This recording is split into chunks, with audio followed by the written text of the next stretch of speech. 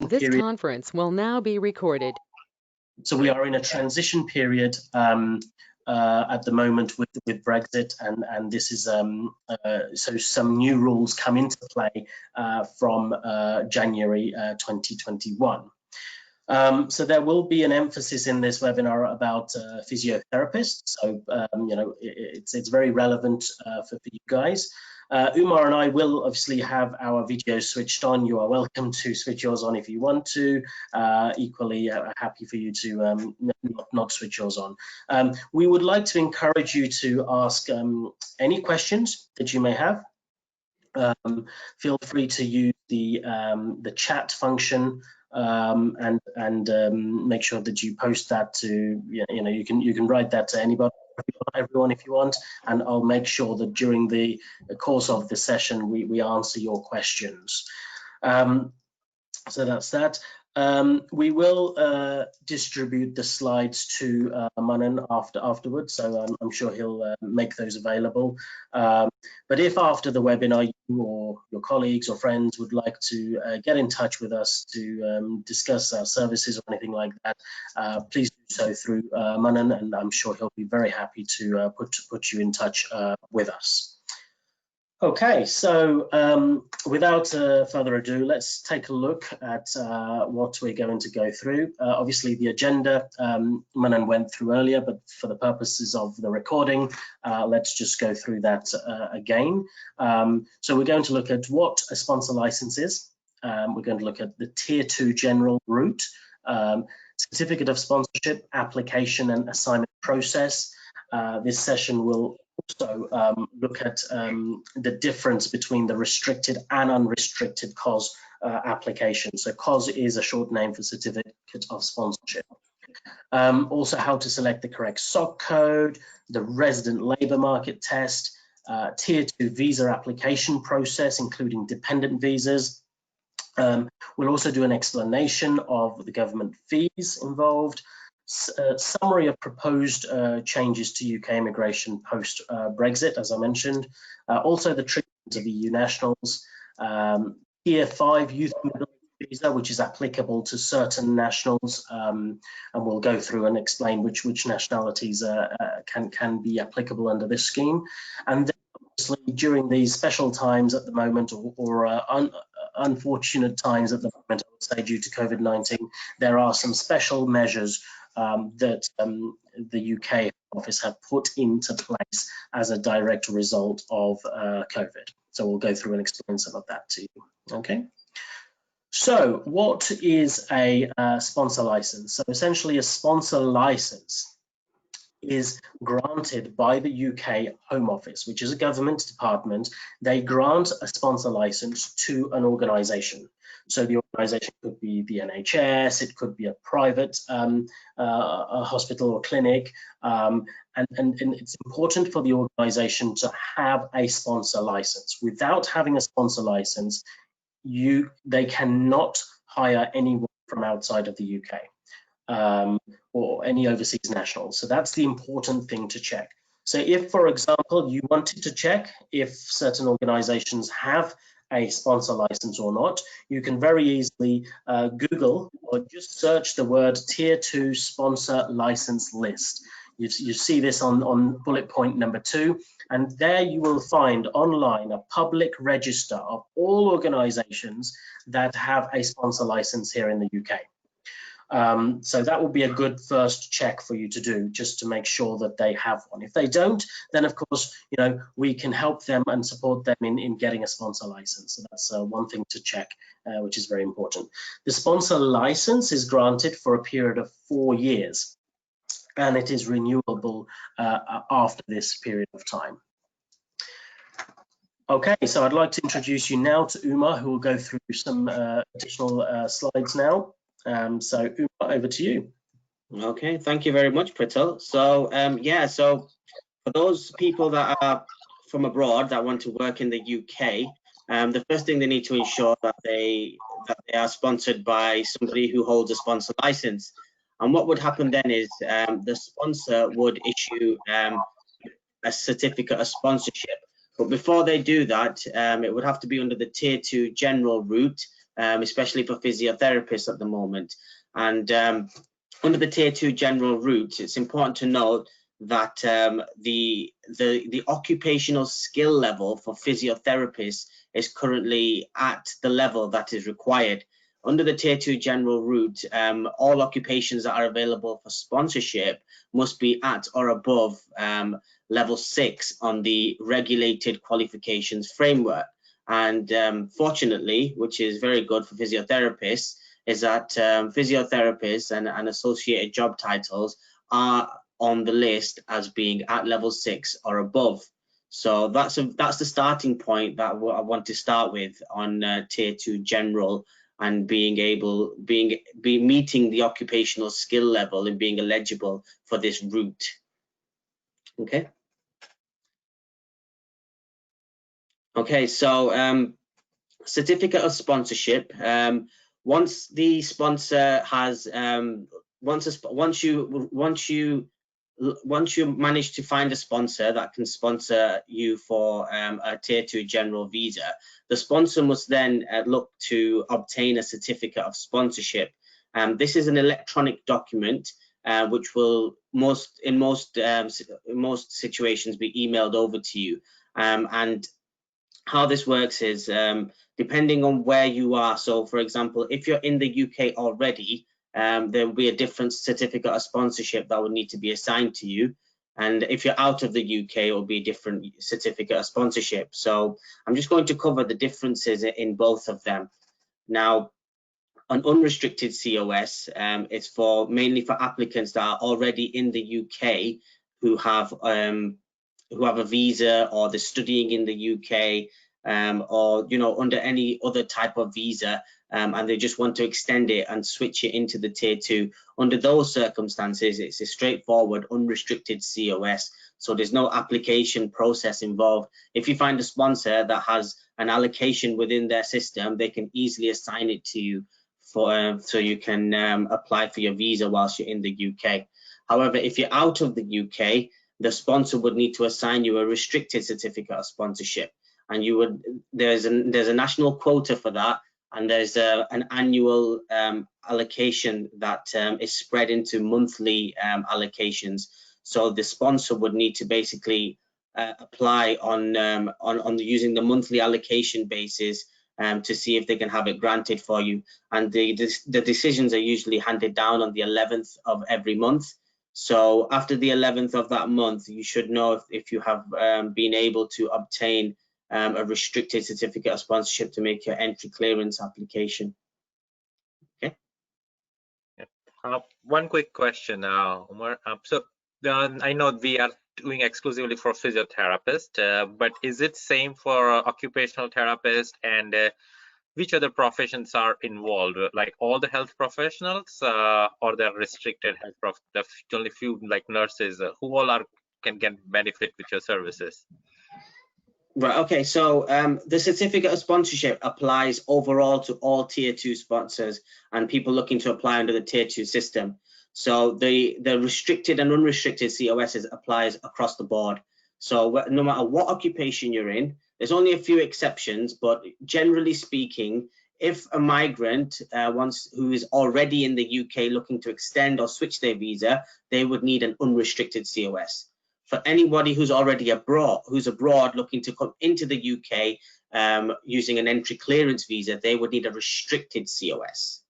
Okay, doesn't matter if you're a physiotherapist or not. This is just across the board for Tier 2 visas in general. Okay. What all the professions are involved in that? Is that a list of professions? All professions under the Tier 2 system. It depends whether you're in the UK or out of the UK, whether you need what type of COS you need. This is just a starting basis to explain that there's two types of certificate of sponsorships under the Tier 2 route. Gotcha. Okay. And that's that, okay? Yeah, okay. Okay, so moving on to the next slide.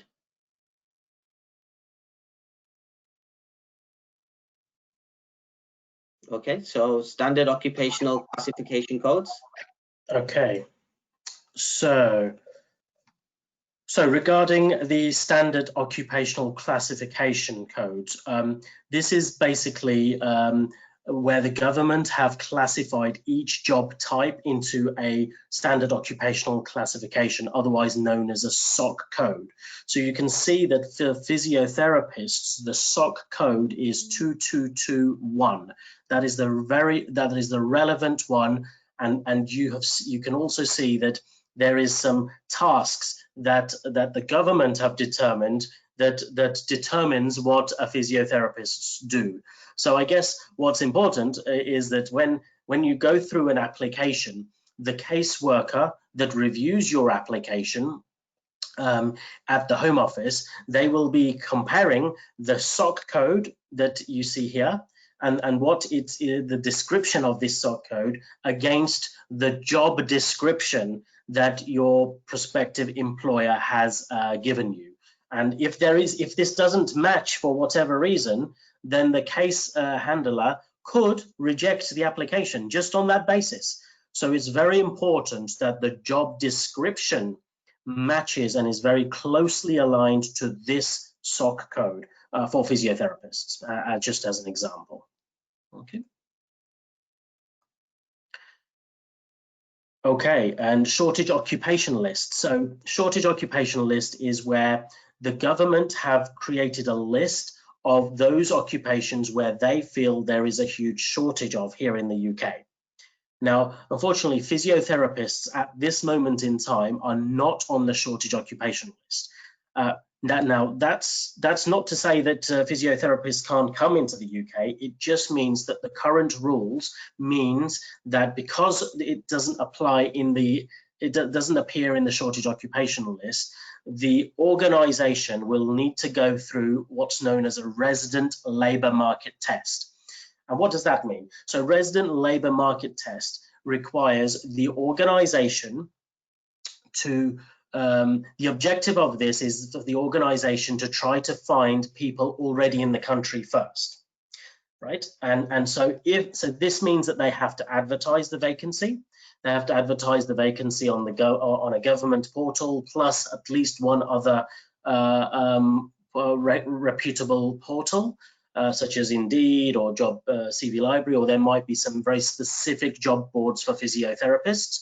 And this advert needs to be live for 28 days. 28 days is the minimum, and then any applications that the employer gets through these advertisements, they have to genuinely look through these applications, and if there is anybody suitable that is applied, then they should take them through the recruitment process. And they need to interview them. They need to ensure that they keep the interview notes. If there's any application forms that they've filled in, they need to keep that as record, and any interview notes and CV and things like that. The organisation will need to keep this as evidence to demonstrate that they have gone through the resident labour market test. Okay, so now there is a fundamental change on this requirement that we will talk to you about later on, and this new change in regulation will come into place from January next year. So we'll go through that when we get to that very point. Okay, so back to Uma.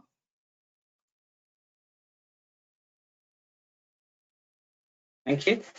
Okay, so yeah, so now that we've covered all of the elements of obtaining a certificate of sponsorship and what the sponsor needs to do in order to assign that to an individual looking to make a visa application.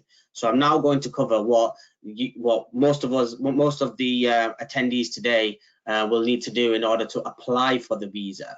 So you've got your certificate of sponsorship, and you now need to make a visa application. So you'll use that certificate of sponsorship to set up your online application. So all applications now are online, and there's no more paper-based applications. So it's a simple online procedure where you have to fill out your personal details, your travel history, and make some declarations and pay your fees. And then once you've paid the fees online, your application is treated as being submitted online. The next step is to enroll your biometrics. Now, by biometrics, I mean your fingerprints and a facial photograph.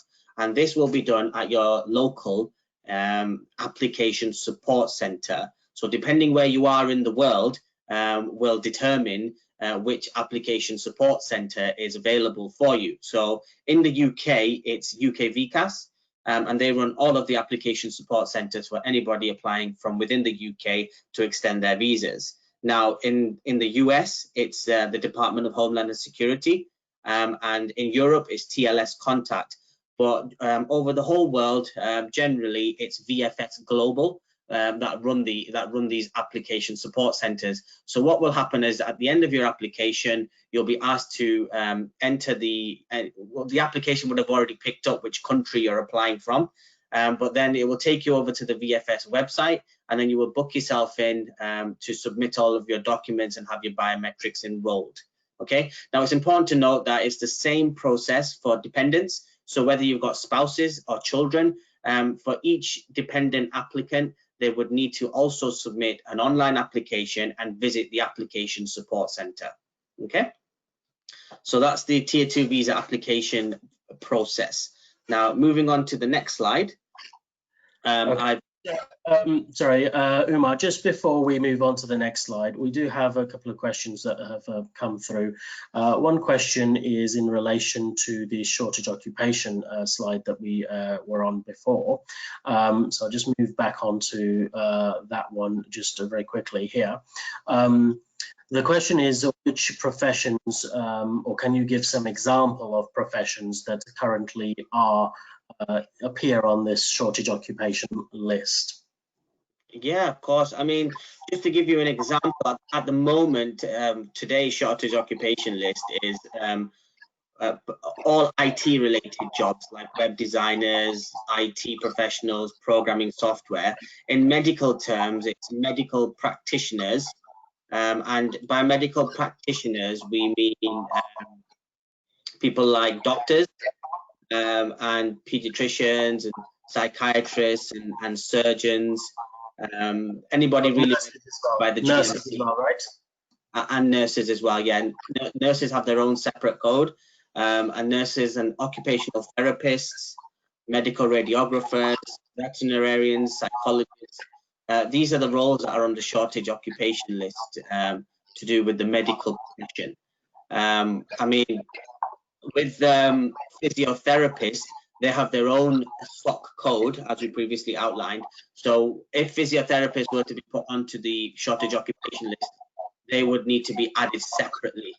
But it's a straightforward process for you know, a sponsor to advertise the role for 28 days, and you know, more than likely there'll be no applications or there'll be unsuitable applicants.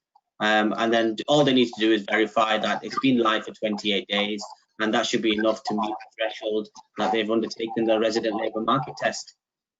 Okay, thank you for that. So another question that came up as we were talking there is, what is the probability of finding a sponsor in the UK for physios since they have to undergo such a stringent resident labour market test? So the answer to that question, I can answer very quickly for you there. So basically, the one thing that you need to note, and we'll talk about this a bit later on, is that the resident labour market test is going to be removed under the new proposed immigration rules, but that comes into effect from January 2021. So it means we have to wait another 6 months or so before this element is this obstacle is removed. So hopefully that answers your question there. We have another one that's come through as well, Umar. If I enter the UK under a student visa and wish to change it to Tier 2 visa after finishing, will this be an easier way in finding an employer to sponsor me as a physiotherapist in the UK? Very good question. Umar, do you want to answer that one? Yeah, so basically, if you come into the UK on a Tier 4 visa and you successfully complete that course, if you have completed that course by a Tier 4, which is a university, for example, and they have a record of track compliance, which most universities have, then your sponsor will be exempt from the resident labour market test. So in effect, coming into the UK on a Tier 4 and switching into a Tier 2 has many benefits. You know, the sponsor could also take advantage of lower salary rates as well. there's a new entrant rate, but under physiotherapists, it's kind of it's a different formula for physiotherapists because it's under the banded route. So I think the minimum band, I think is band 3 under the salary. So being on a tier 4 wouldn't really make a difference on that. The only thing it would do is, yes, you would be able to switch into tier 2 from tier 4, but the sponsor would take advantage also of not having to go through the resident labour market test. Okay, so tier 4 obviously is the student visa category. Now also, Umar, another thing that might be worth pointing out is that there are also some new rules coming into place later on this year, I believe from September onwards, in relation to post-study visas. Could you talk a little bit about that, please, for us? Absolutely. So it's been announced that all tier 4 students, so in the UK, student visas, if you have a student visa and you complete your course from 2020 September this year onwards, you will be eligible for a post-study work visa. Now, some of you might remember this was very popular in the early 2010s. Now, what this means is once you complete your course under the tier 4 student route, you will be eligible to apply for a 2-year visa to work in the UK for anybody you wish, whether they have sponsorship or not. So something really good change coming into force very soon. As soon as we hear more, we'll let you know, but it has been announced that will come into force from September onwards.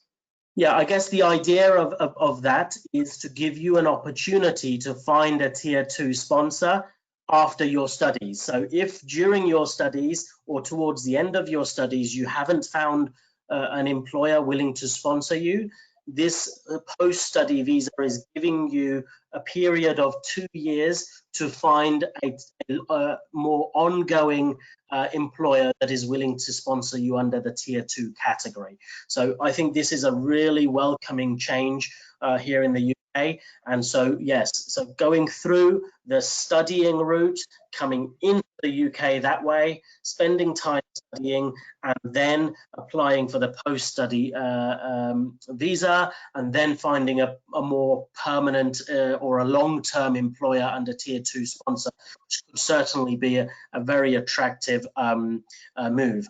It is also important to note is whilst you are a student, if you are a student studying a full-time course here in the UK, and there may be some exemptions here, but you are permitted to work up to 20 hours per week. Okay, so it could be that you during this your studies, you could have a part-time job somewhere where you can demonstrate your skills and abilities and also earn some income as well. So those are interesting points there as well to just bear in mind. I would like to tell all my fellow physiotherapists that you can apply for HCPC license from anywhere in the world. So whether you are in India or Philippines or any country, you can apply for HCPC registration wherever you are. You don't need to be in UK. We have a separate video how to register for HCPC. So if you get an HCPC registration and then finding a job, it will be a little cost effective because cost is a big factor studying in the UK. It is very expensive and everyone may not be able to afford it. It will be a longer and difficult process, but you will save a lot of money by going through the college, because it's a very common way people come to UK to study and then get a job. But if you're already a physiotherapist, you can get a CPC license. It takes 4 to 6 months sometimes, but you can apply that process if you're already a physiotherapist. Meanwhile, you can also look for the university also, so you can decide. This is an option you have. Yeah, fantastic. That's great. Another question just before we move on, Umar, does this post-study work visa or post-study visa also apply to people who passed a course here in the UK back in 2012? So previously qualified or previous people that have successfully passed courses? I mean, what the government have advised so far is you will only be eligible for a post-study work visa from September onwards if you currently hold a valid Tier 4 visa. So to answer your question directly, my answer would be no. You would need to have a valid Tier 4 visa in order to apply for a post-study work visa. Okay. Yeah, so I think the viewpoint of the UK government there is that they want freshly graduated students, and they would value their skills much more because they're already in the UK. They've gone through the UK education system. They've accustomed themselves to the UK norms, the culture, etc. And so therefore, those people can apply for the post-study visa. Okay. Right, please do keep your questions coming through. I'll ask Umar to continue going through the Tier 2 visa application process, including things like the supporting documents that you need. It's important to know that the Tier 2 visa application is something that you have to do as individuals. The employer doesn't really do all this hard work for you because it's about you. So Umar is now going to explain some of the supporting documents that are required as part of the Tier 2 visa application process. Okay, so thank you, Pritzl. Now, some of the documents that you'll need to you will be required in order to support your application. I've listed them here on the slide. So the first thing that the Home Office would like to see is your proof of English. Now, in terms of proof of English, it's currently set out at a level of speaking, listening, reading and writing at level CEFR B1, which is the Common European Framework level B1. Now, those tests are available at IELTS, which some of you might be familiar with. IELTS run a test called IELTS for UKVI at level B1. So you would need to prove that you've passed one of those tests, especially if you're from a country that's not exempt. Now, exempt countries are, for instance, New Zealand, Australia, Canada, USA, Jamaica, and some of the Caribbean islands there. But generally speaking, from the rest of the world, you will require an English language test. Now, there is a way to meet the English language by not doing an IELTS test. And if you have a degree from a university, you can apply to UK NARIC to have that degree certified as being taught in English. So this is a very popular method of having this English test met, because with an IELTS test, they're only usually valid for a period of 2 years. But with UK NARIC, once you obtain the certification that your degree has been taught in English, then that would be valid for life.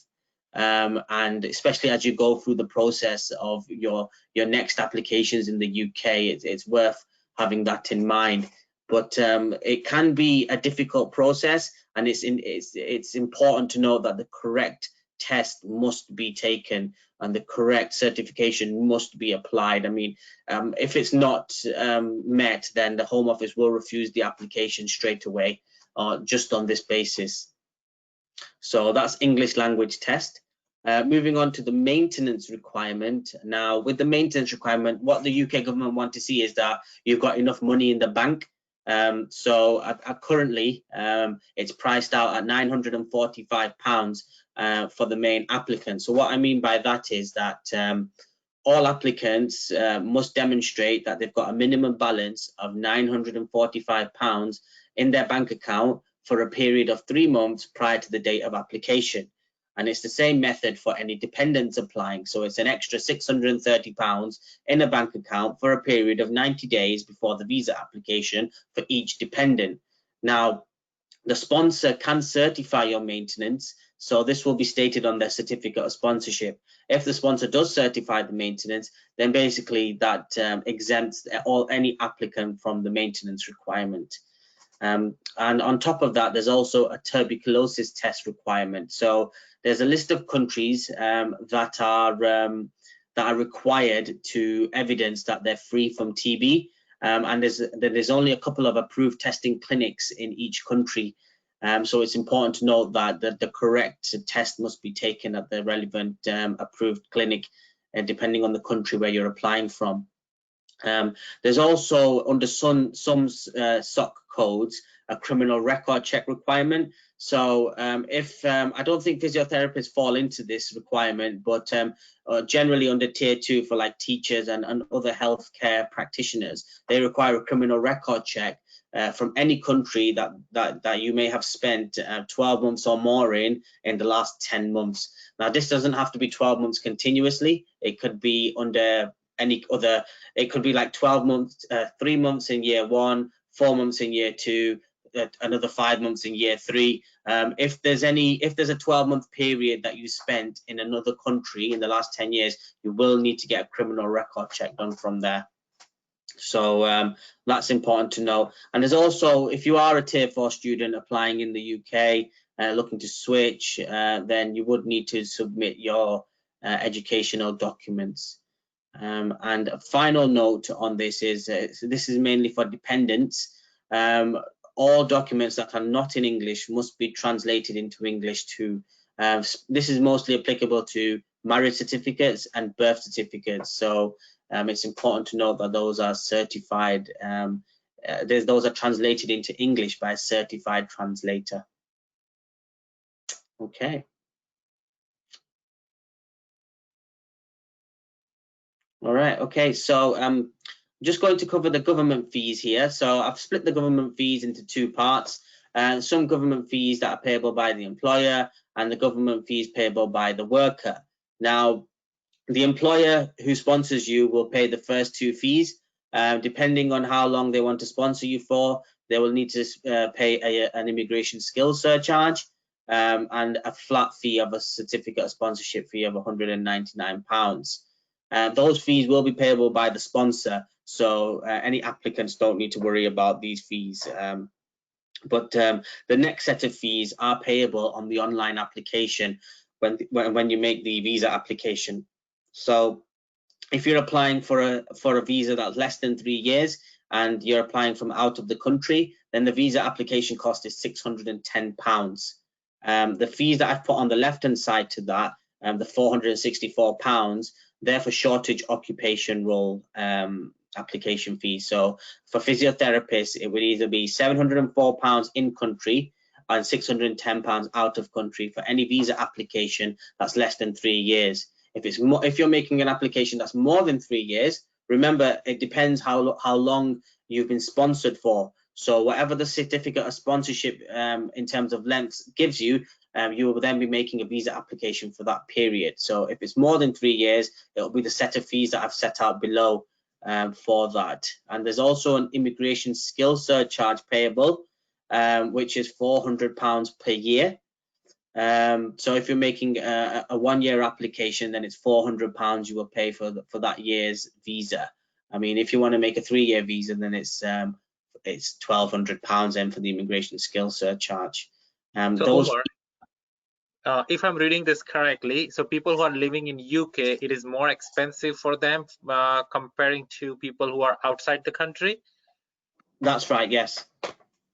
Strange, isn't it? I mean, yeah, I mean, that's the way it is. I mean, tier 2 visa applications from abroad are priced at £610 and tier 2 visas in country are priced at £704. Yeah, so that's that. Yeah, I mean, with the immigration skills surcharge as well, we're yet to hear if moving forward, if any healthcare professional, if physiotherapists will be included in that definition of being exempt from the immigration health surcharge. But it's something to look forward to moving forward. But currently, the immigration health surcharge is payable by all applicants. It's £400 a year, and it's due to increase to £624 from October. So just bear that in mind. I mean, some application centres, for instance, VFS Global, also charge a fee of £55 to use their application centre. This will be payable either at the application centre or during when you're booking the appointment.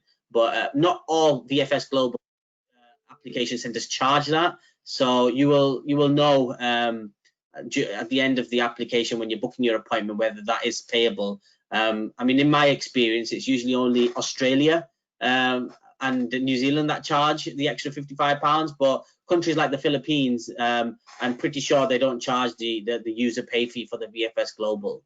Now, the final line I've put here is priority and super priority service. So as you can see, again, the out of country is a little bit cheaper for the priority service. In country, it's more expensive. So the priority service brings the visa processing time down to 5 working days. So if you want to purchase that for an in-country application, it's £500. But out of country, if you want to purchase that service, it's £220. So again, cheaper fees and cheaper priority service. However, this is when things get a little bit more expensive. If you want to bring the visa processing time down to 24 hours, in country it costs £800 extra. Out of country it costs £956 extra. So I don't think there's a big difference between having a visa processed in 5 days and 24 hours really in the grand scheme of things, unless you're like a footballer or a sports person looking to attend for a competition. You never know, some physiotherapists might be needed on a very urgent basis. So under those circumstances, I have clients that are willing to pay the super priority service to bring those people in as soon as possible. So those are the fees. So Umar, thanks for that. So just to point out about the Immigration Health Surcharge and the recent announcement from the UK government in relation to this particular charge for healthcare professionals. Do you want to just talk about that a little bit, just to re-emphasize it? Yeah, so the government are really on the back foot right now, and they've promised to exempt all healthcare professionals, whether they're working for the NHS or not, exempt them from the Immigration Health Surcharge. So, I do envisage therapists to be included in that, because they are classed as healthcare professionals, but we're yet to understand exactly which SOC code that will apply to, which we should know in the next couple of weeks. Okay. Which is basically this was quite a high political story 2 or 3 weeks ago, where the opposition leader Sir Keir Starmer questioned the Prime Minister Boris Johnson about this particular surcharge, and he basically said that why should you be charging healthcare professionals that are working tirelessly in the NHS and other organizations to help save lives during this COVID-19 pandemic? Why are you charging them? Because this charge is for them to use the health service themselves for their own health. And so this was questioned by the opposition leader. The Prime Minister said, no, we cannot exempt these people from the Immigration Health Surcharge. And that created a lot of political debate. And within 24 hours of being asked that question by the opposition leader, the Tory party, or the Conservative Party, led by the Prime Minister Boris Johnson, they overturned that. They did a U-turn, and they said that they are now dropping those charges. So one thing to note is that the opposition leader is new in his job. And he is keen to impress the country, and so therefore he will be posing such difficult questions to the Prime Minister on a regular basis, which could be favourable to people thinking of coming to the UK. For example, the immigration skills surcharge, as Umar has mentioned, it could be that starts to get exempted in the future. We never know, but there is, it's a hot topic. We've just come out of Brexit. We've just come out of the European Union here in the UK. That itself has prompted a lot of changes in rules and regulations. And now there's obviously we in December we had the general election. Then there's this whole COVID situation. There is a new opposition leader. So there is a lot happening in the UK at the moment that could open up doors and make things much more favourable going forward. Okay, right, let's move on then. Okay, so this brings us nicely on to actually the proposed changes to the UK immigration rules. So Umar, over to you. Okay, yeah, so from the beginning of next year, the UK government is going to introduce a brand new immigration system. It's an Australian-styled points-based system, which is similar to what we have now, but there's a lot of relaxation now. So just starting with the minimum salary, currently to be sponsored under the Tier 2 route, you had to be paid a minimum salary of £30,000. That's going to reduce to 25,600. So that's a welcome introduction. And going one step further, if the job is on the shortage occupation list, that's also going to be reduced even further down to 20,480. So just you can get an idea there that it will be a lot easier for sponsors to afford sponsoring overseas migrants in terms of salary. Now, going one step further, the government is also introducing all occupational skill level jobs lower than degree level. They're lowering it down to almost what we call in the UK A level, which is post secondary school level. Now, so that's a lot of jobs that are going to open up now for this for sponsorship under the Tier 2 route. And also, in addition, it doesn't stop there. They're also suspending the annual cap. So no more restricted certificate of sponsorship monthly allocation meetings. So if and then to go one step on top of that, they're also going to remove the resident labour market test.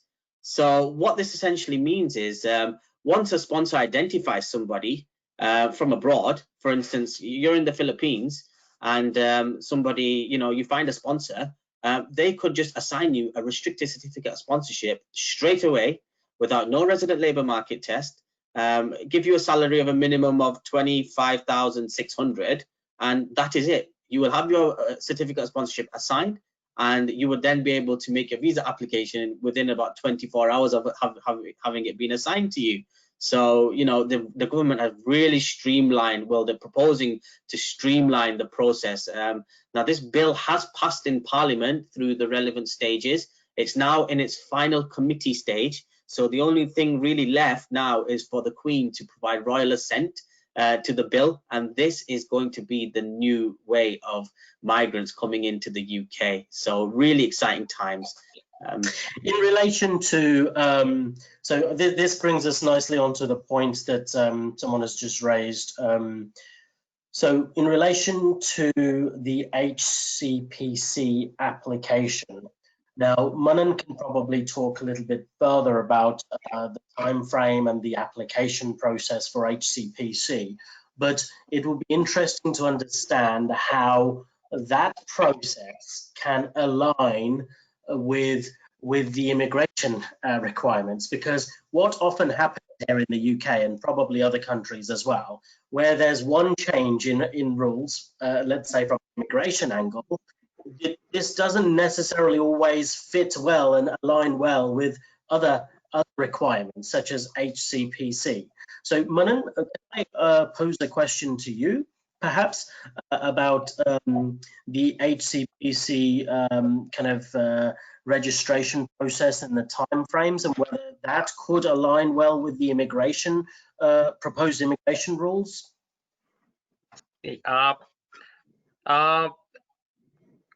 I was not sure about this, but let me tell you this. HCPC, so it depends. So let me ask you this: what is the government, when they give you a student visa, do they try to understand that student has a motive to live in live for longer term in UK or not? If UK government or immigration people feel that this student has intention to live longer, then it can have a bad effect. Like in United States, if you are applying for a college, and meanwhile, if you have some kind of a relation with some girl or boy in US also, if they reveal, that means this person has a long-term plan to live in this country. Or like Patels, they are very particular about this community, that if you hear Patel, that they feel that you are most likely going to live longer time and not going to come back to United States. So I don't know what the government of UK's denominator or intention is.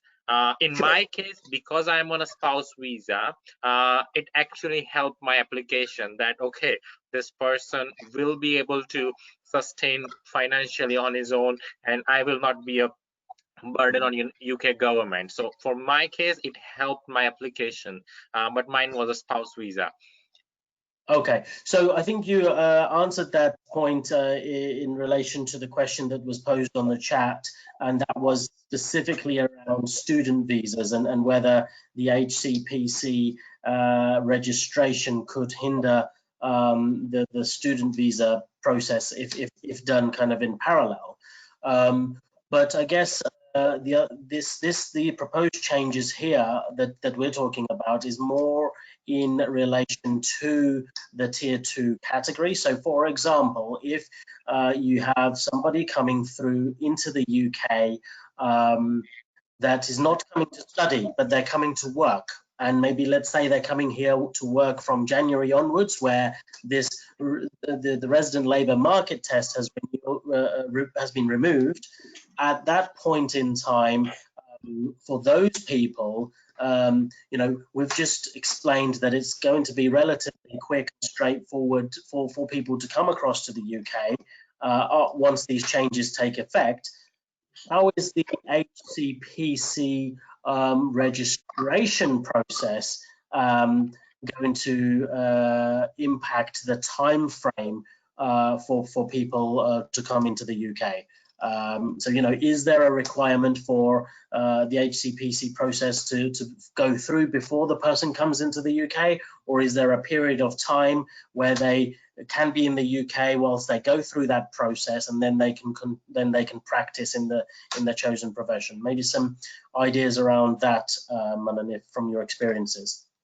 I mean, HCPC application can be done from anywhere in the world. Okay. I was in United States and I applied for HCPC when I was in United States. If you have studied outside the UK, so you have to apply for international application, no matter where you are. Even if you are already in UK, but if you have studied in outside UK, you have to go through international application. If your application is already, you have to come to UK on certain visa. So HCPC ongoing application doesn't allow you, of course, whether you can come on the student visa or some other visa or tier 2 visa. But you can apply from anywhere. The time frame, it takes, you have to take at least 6 months. So you have to think, because you send an application and they want some more documents, and they you send it. So every time the clock reset on 6 weeks when you send a document. But if your application is completely fine and clear, if you don't miss any documents, English requirement, everything is clear, you can expect a HCPC registration in 6 to 8 weeks. Did I answer your question? Yeah.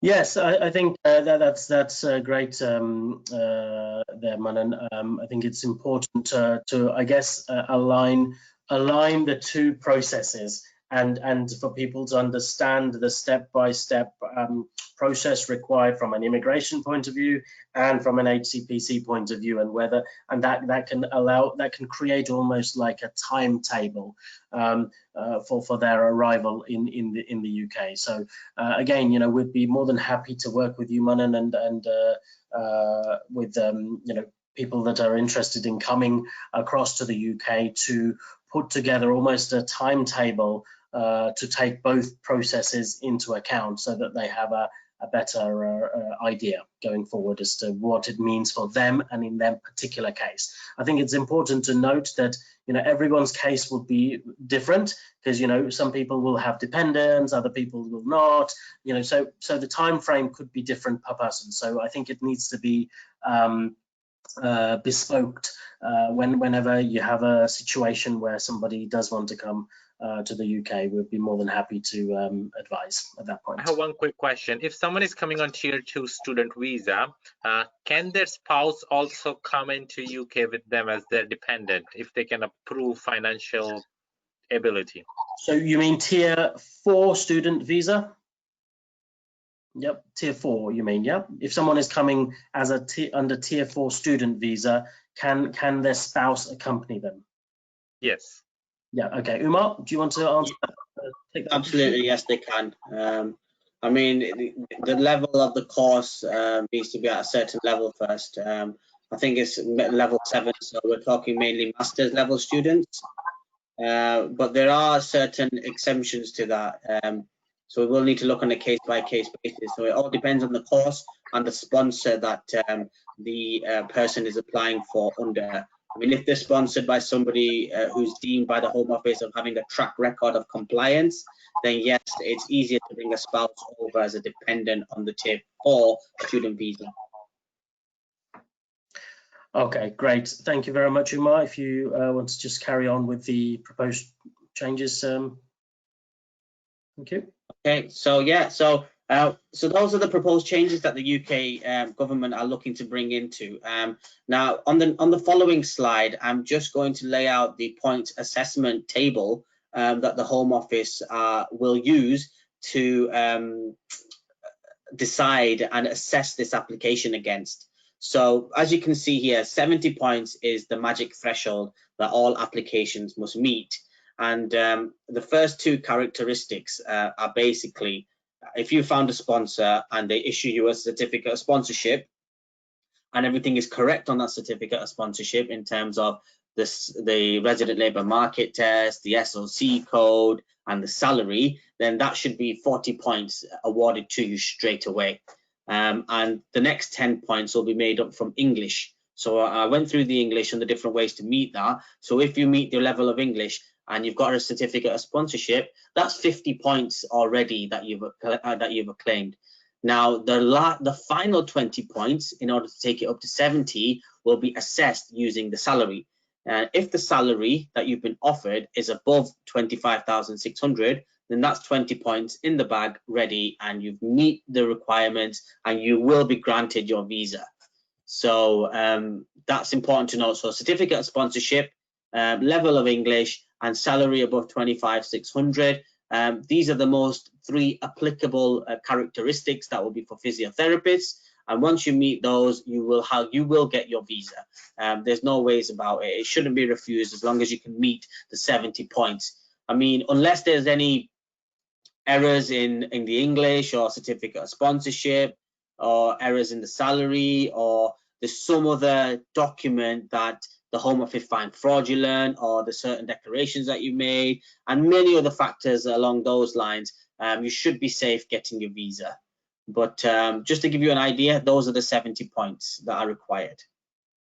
Umar, so if someone is coming for PhD, does that fall in tier 2 or tier 4? Because most likely PhD students also get some kind of reward or stipend, or I would say, when they work or when they are doing PhD. So do they fall in tier 2 or tier 4?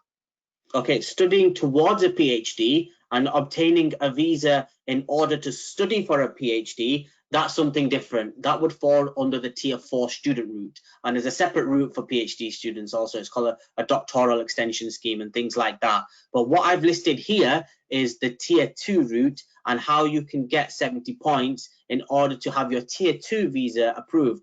Now, I think what you can see from the bottom here is if the applicant has a PhD and that PhD is relevant to the job, that would give you 10 points. And then the final 10 points can be made from the salary being between 23,040 and 25,999. However, if the PhD is in a STEM subject and it's relevant to the job, then that salary can be brought down back to the shortage occupation salary threshold, which is 20,480.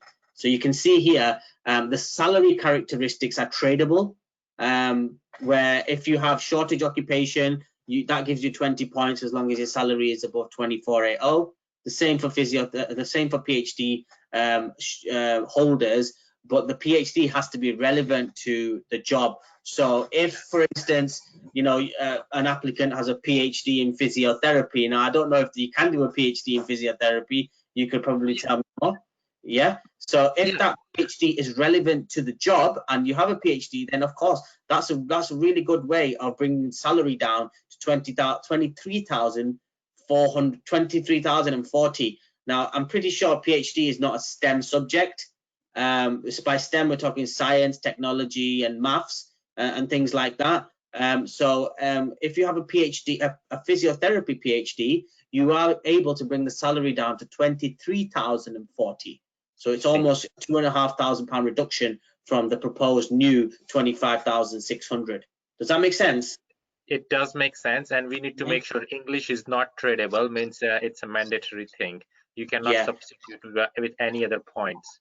Even though your salary is 50,000 pounds, if you do not meet the English requirement, it's not tradable.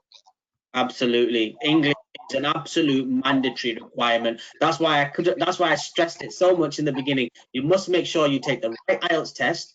You have the correct UK NARIC certification if you don't fall into an exempt country. So it's important that if you don't understand, that you reach out and you take advice onto the correct way to meet the English language test. Okay. Okay. So just another question that's coming up here. So is there any special benefits on the points if the NHS is the sponsor? So is there does the NHS get any special additional points that can be added as part of this 70 requirement? Absolutely not. Absolutely not. Everybody is on a level playing field here in the UK in terms of sponsors. So whether you are sponsored by a private physiotherapist firm or the NHS, it doesn't make any difference. The NHS have to ensure that their applicants meet the required level, and in most cases the NHS also outsource.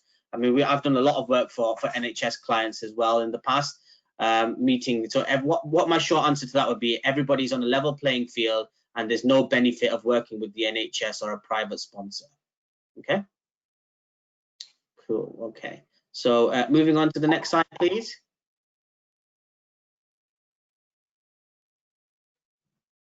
Okay, so treatment of EU nationals. So I'm just going to briefly cover for anybody who is an EU national that's listening right now. If you're in the UK, you should be applying for your EU settlement scheme document, because after 31st of December, if you can't prove that you've been in the UK before that date, then you will need to be sponsored under the Tier 2 visa system. So very important. I mean, it's a fairly straightforward application. I mean, in terms of evidence, you only have to evidence that you have been in the UK prior to 31st of December this year to be eligible for pre-settled status. If, however, you can prove that you've been resident in the last 5 years, then that gives you settled status and you're free from all immigration restrictions. So it's important to note that point. EU nationals, if you can't prove you've been in the UK by the end of this year, you will need to be sponsored under the Tier 2 national system.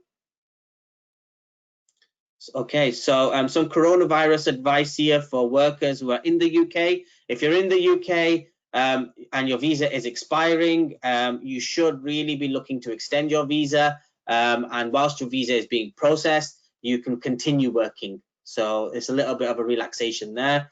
However, if you're outside of the UK and looking to apply now for entry clearance into the UK, what I can tell you as of today is visa application support centres in China, Taiwan, Australia, New Zealand are currently open, and some application support centres in the US run by the Department of Homeland Security. At the moment, they are the only visa application centres open to make a visa application to the UK.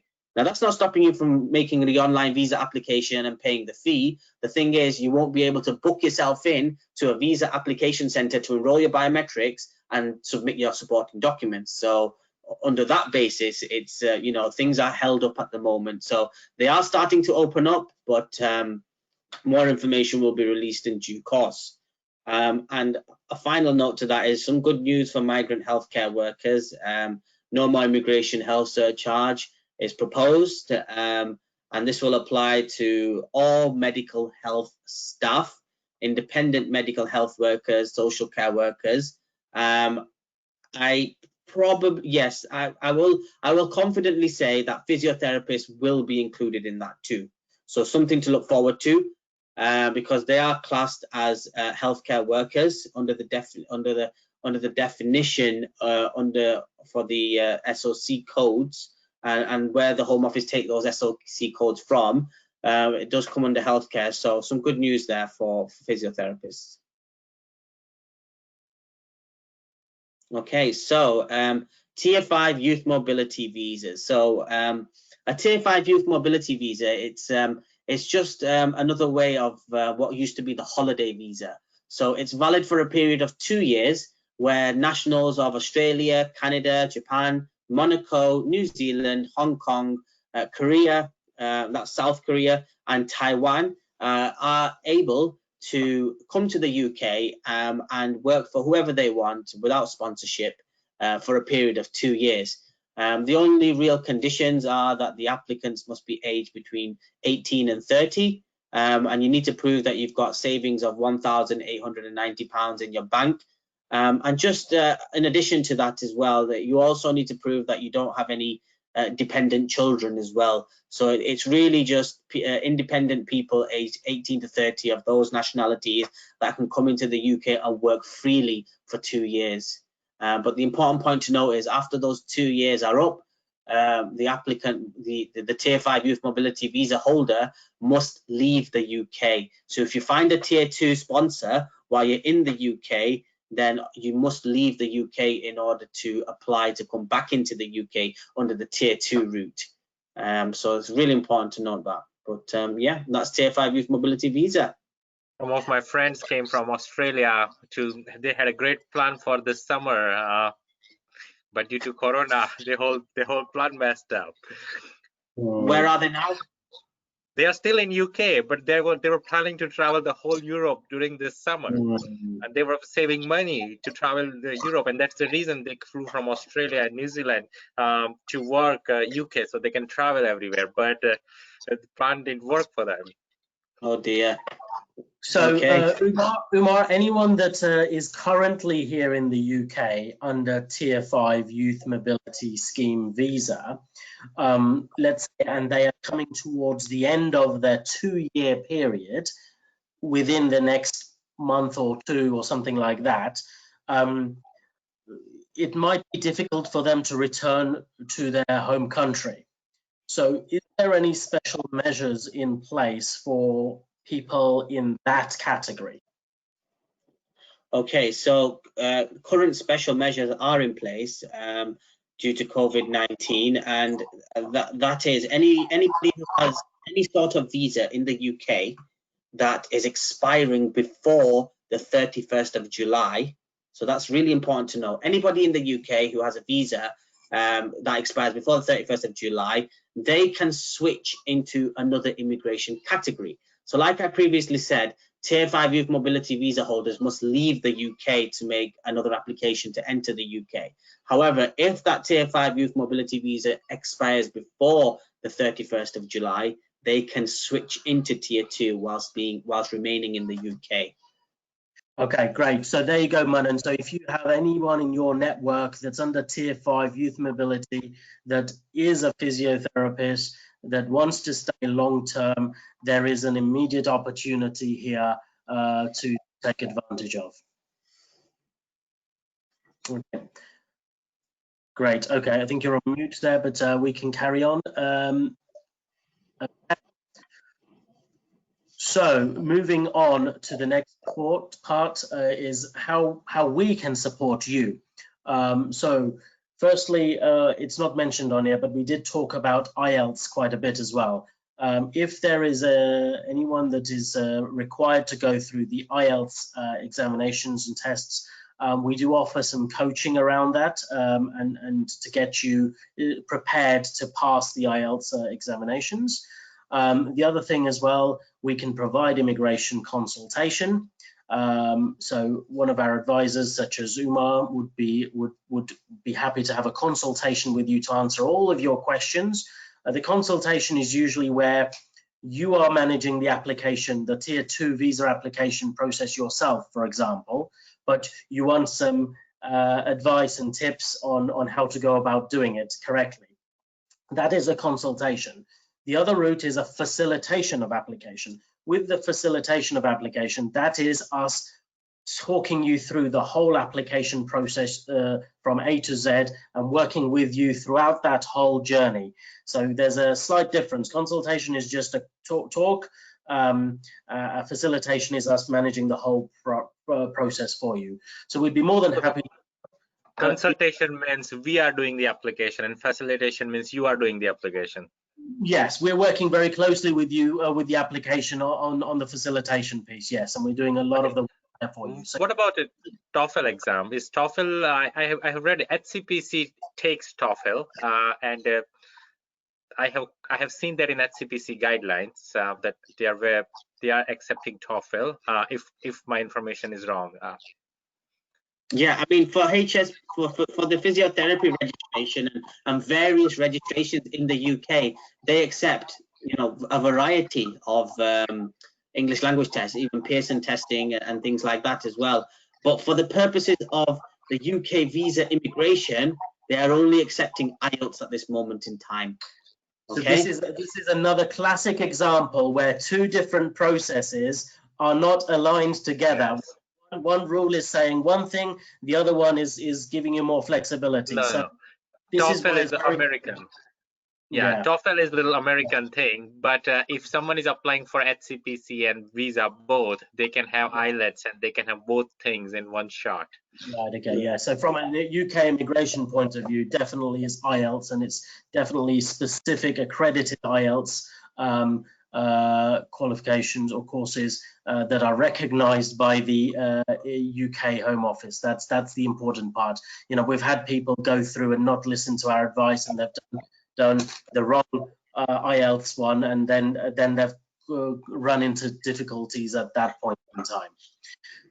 So I guess the point we're making here is that if for example, you would like to use our services to help you with any of this, whether you want a consultation or you want a facilitation of the application, and you found yourself a sponsor that is willing to hire you, please reach out to Manan, who will be happy to then connect you to us, and then we can take things forward from there.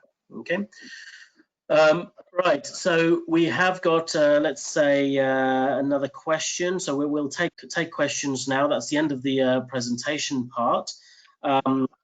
So we have a question here. In the points-based system, is certificate of sponsorship still mandatory, or just a job offer would suffice?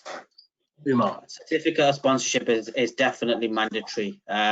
So going back to what I've just outlined before, you need to find a sponsor who will issue you a certificate of sponsorship, and then there will be a unique reference number on that certificate of sponsorship, which you must use in your visa application.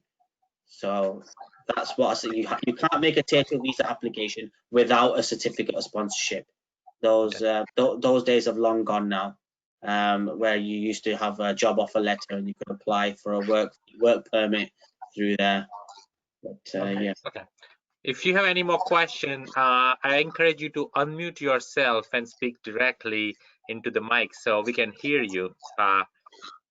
So please feel free to unmute yourself. You all are on mute, but I encourage you to unmute yourself and ask questions. Meanwhile, thank you. Oops, I think you've gone on mute, Manan. Okay, sorry. Thank you so much, Pitul and Umar. We will put a contact information right below this video. So if you have any question or if you want more services from our experts, feel free to use those contact details. I'm going to share you some links here. This is our Physio Gateway channel. We have just recently started a few weeks ago, and we have created a lot of content for USA, Australia, and UK. So this will be another jewel in our videos, and make sure you subscribe to this channel so we can keep you posted. I always link if you are connected with my email service, I always post on, so like our Facebook page for future reference, so you can stay connected.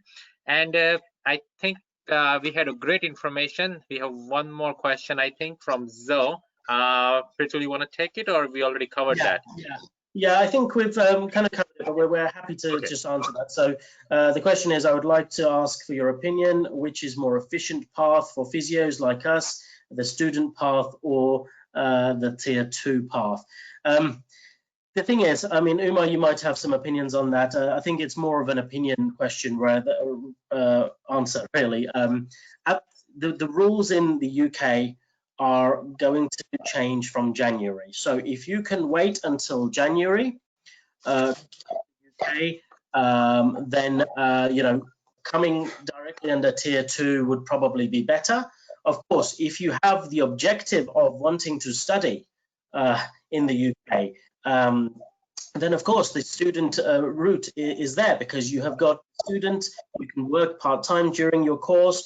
Then in addition to that, you've got a situation where you can apply for this post-study visa as well, which would be give you another opportunity if you haven't found a sponsor by then. So it's really, you know, if your objective is to study, do go through the student visa. If your objective is to come in the UK and just work, then find a sponsor. You know, I would, and because the UK is opening up their doors to a wide array of skills and nationalities going forward, as long as you meet that 70-point criteria, then the UK feel that they want to welcome you in the country.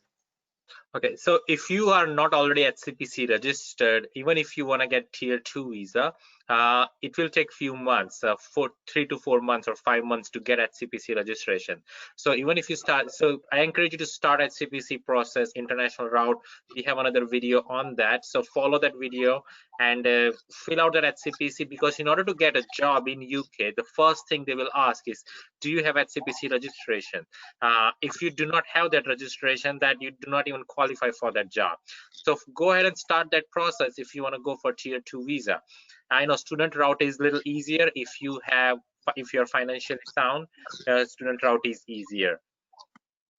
Great, thank you for that. So another question coming up: are there any changes expected for in the rules for PR? So a PR meaning permanent residency or settlement, as we would call it here, from January 2021. Umar, would you like to take that question, please?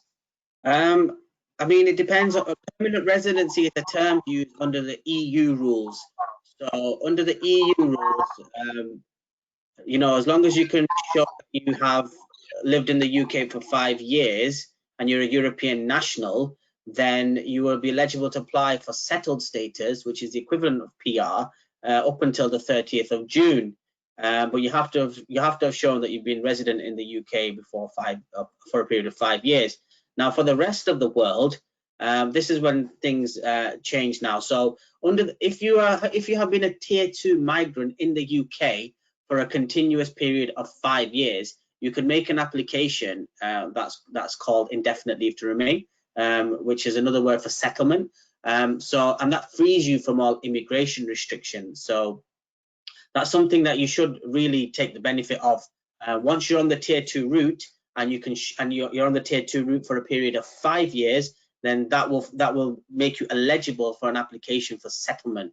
Now, if you come under the student route and then you decide to extend it on the post-study work visa, then unfortunately that time won't count towards the 5-year route. You would still need to complete 5 years under the tier 2 general route in order to complete what we call a 10-year route to settlement if you end up coming as a student. It's just that those 5 years, whatever 3 to 5 years that you spend as a student and on the post-study don't count towards settlement unless you apply for the 10-year settlement route. So it's really important to note that there's a really big benefit of coming to the UK under the tier 2 route and applying for settlement after 5 years of being on that route. Okay. Yeah, very much. Thank you for that, Umar. Yeah, very good point. I think that also answers an earlier question. You know, is there a benefit to come under the student or tier 2? It really depends what your overall objective is. I think is important, and this is why, you know, people like Umar are asking all of these questions on a case-by-case basis really early on when he assesses someone's situation. So, it's not necessarily a one-size-fits-all. Each person's individual circumstances could be very different, and therefore it's always best to get your situation assessed by a qualified immigration expert, such as Okay, great. Thank you so much, Omar and Petrul. It was really wonderful. It was a lot of information, and people may have to watch it 2-3 times to understand exactly what all cover and to connect all the pieces. But I really thank you so much on behalf of all attendees and whoever will watch in the future, and hope we can come back and take your more services in the future. I'd really appreciate it. Thank you so much. Right. No, thank you very much. Thank you for inviting us, Manan. And yeah, it's been really our pleasure to bring this to you.